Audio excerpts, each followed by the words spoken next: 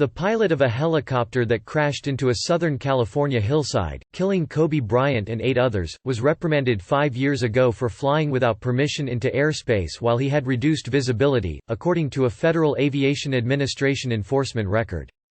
Ara Zobayan was counseled by an FAA investigator after he violated FAA rules by crossing into busy airspace near Los Angeles International Airport in May 2015, according to the record, which was first reported on Friday by the Los Angeles Times. The record doesn't indicate whether Zobayan was carrying any passengers at the time. Zobayan, 50, died last month when his helicopter plunged at high speed into a hillside northwest of Los Angeles. Zobayan had been trying to climb above a cloud layer when the aircraft banked left and plunged 1,200 feet at high speed. There has been speculation that the pilot became disoriented in the foggy weather. The crash remains under investigation. The crash also killed Bryant and his 13-year-old daughter, Gianna, along with 6 others. The victims will be honored at a public memorial in Los Angeles next week.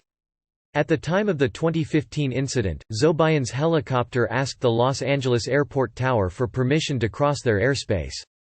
Zobayan was told that weather conditions didn't meet the minimum for pilots using Visual Flight Rules (VFR), that is, flying by sight. Zobayan was asked whether he could maintain VFR conditions. Zobayan replied that he could maintain special VFR, meaning he sought permission to fly by sight in less than optimal visibility. When air traffic control denied the request and told him to stay clear of the area, Zobayan replied that he could maintain VRF, but during the conversation, the helicopter entered the airspace, according to the record.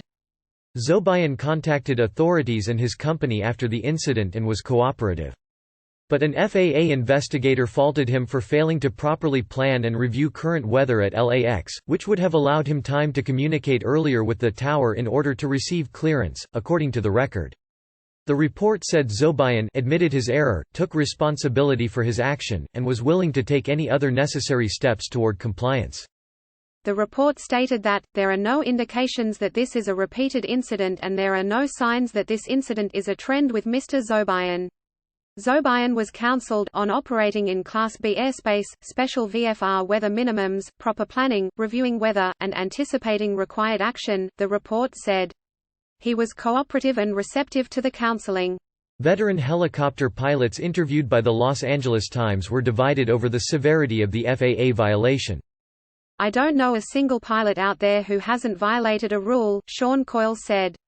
"If that's the only violation he's ever had, then I would say he's pretty safe." But another pilot, Kurt Dietz, said entering LAX airspace without approval can be dangerous because of the possible presence of commercial jets. He also questioned Zobayan's communication with air traffic controllers. "You can't request special VFR and then they deny you and you say, 'Oh wait a minute, actually I'm VFR,'" he told The Times. "That's not how it works. It shows that perhaps his understanding of special VFR as opposed to VFR was cloudy."